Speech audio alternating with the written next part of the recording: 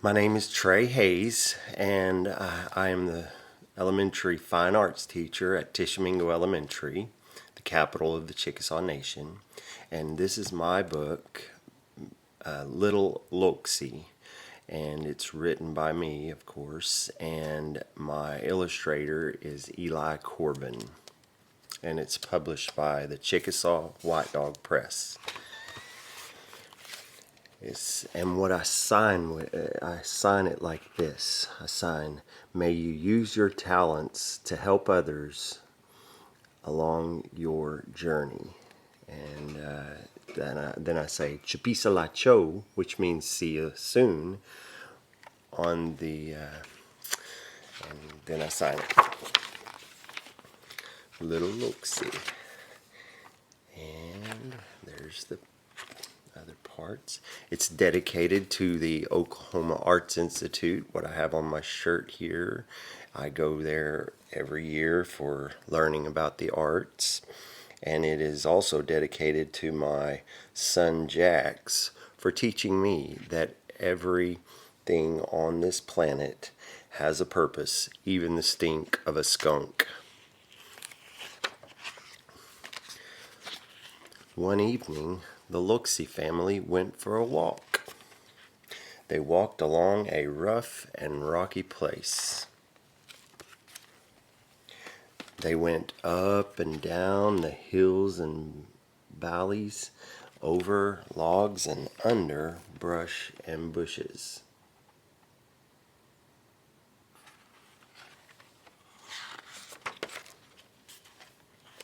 They went through dry creek beds and creek beds with trickles of water bubbling through the rocks.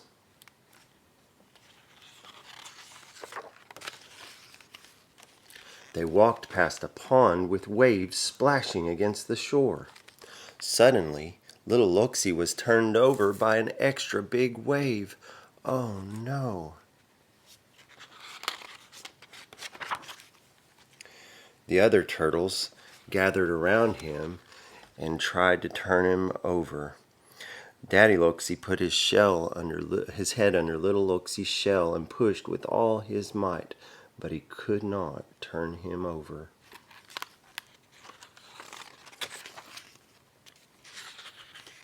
The first animal to come waddling by was Foshush. He saw the trouble little Loksi was having and said, "Quack, quack, quack, quack, maybe I can turn him over with my long bill."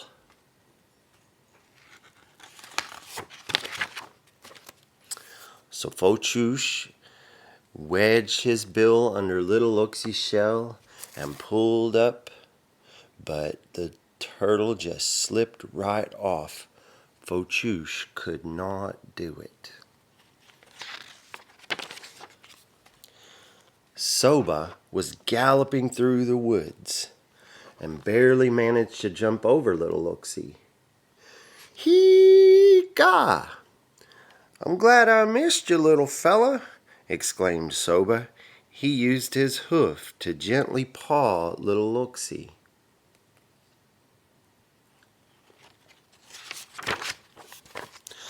Little Loksi was wobbling back and forth, but he could not turn over.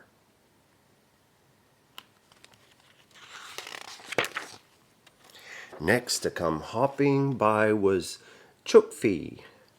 Chukfi said, "Hey, little buddy, it appears you have a hurdle to overcome there."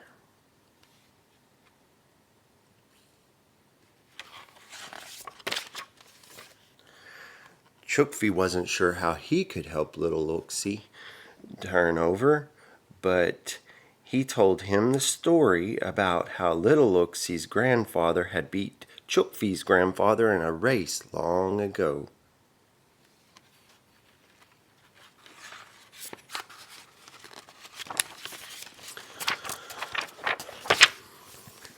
The race taught them all you should never stop trying, and everyone has something that makes him or her special. Chukfi couldn't turn little Loksi over, but he could help him to feel better. After all, little Loksi was still alive and had friends and family gathered around to keep him company.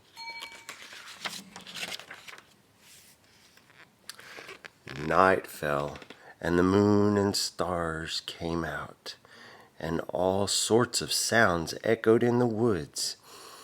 Chukfi told the animals stories about the moon and stars. Little Loksi had never seen the sky in such majestic beauty before.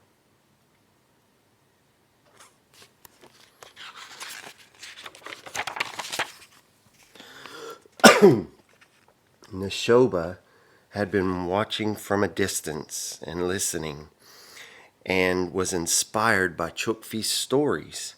Neshoba howled as Chukfi spoke about the moon and stars. Neshoba said in his husky voice, "I will go out this night and search for someone who can help little Loksi turn back over."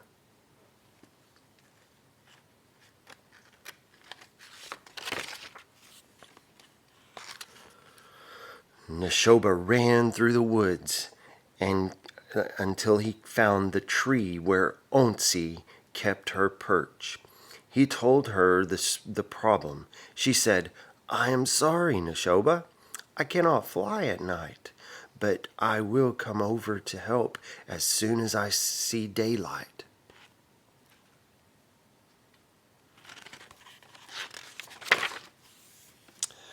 Neshoba continued his search for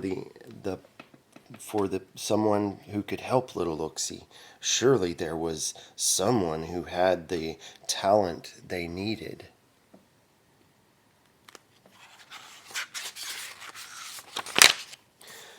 Neshoba moved through the woods, and suddenly his eyes began to water. He recognized Koni's powerful smell.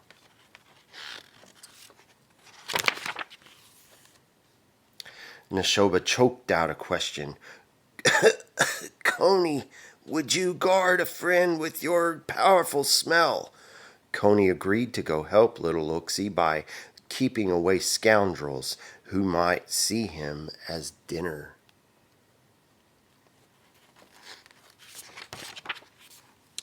Neshoba met Hakni Pishi Halopa next. Hakni Pishi Halopa was usually calm and collective, but when he got scared, his sharp quills protected him from friend and foe alike.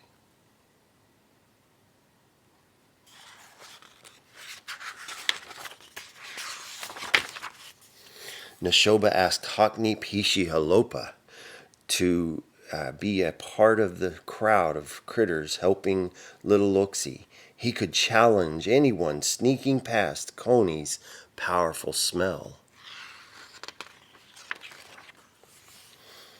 Neshoba continued searching for the perfect animal to help little Loksi. Suddenly, he found himself caught in a sticky spider web, which gave him an idea.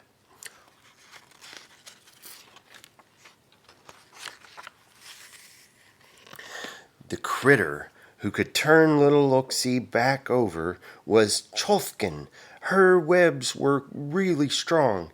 The silk threads from Chofkin could be weaved around little Loksi's legs.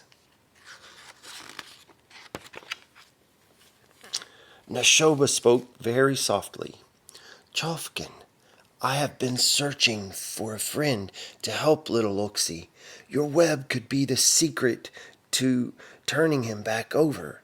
Could you please climb on my back?" Chofkin agreed, and they made the long journey back. When they arrived, all of the animals were asleep. The night was almost over and dawn was breaking. Chofkin got right to work.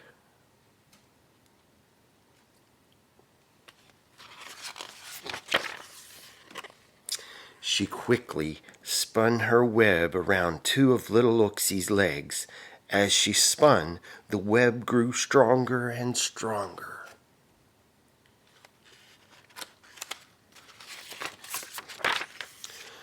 Just as the sun came over the mountain, Chokfi finished spinning her web between little Loksi's legs.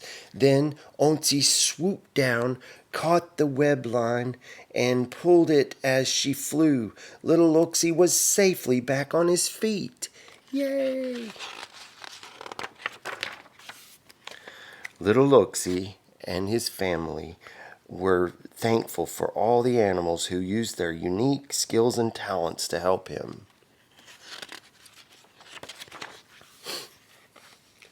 As they all gathered around, Neshoba reminded them how important each of them and their special talents were in the great cycle of life.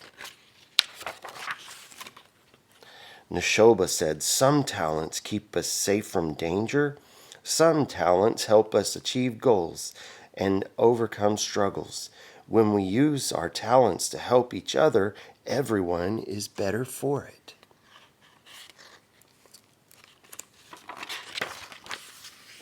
Everybody cheered and did an animal song and dance, for music is a talent everyone has. Soba trotted in rhythm. The turtles moved their heads side to side and stomped slowly. The birds sang. Fochush waddled and quacked, and Chukfi hippity hopped.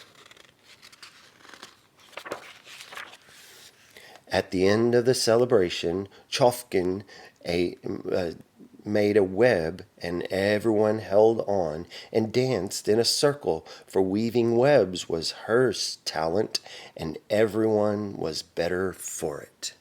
The end. And it has a glossary in the back, and it says, the Chickasaw language is an important part of our culture. It's part of what makes us uniquely Chickasaw. This glossary will help you identify and pronounce the animals within the story in Chickasaw. And there's the pronunciations of all the animals. And that's it. Thank you for listening to my story today. Chapisa la cho.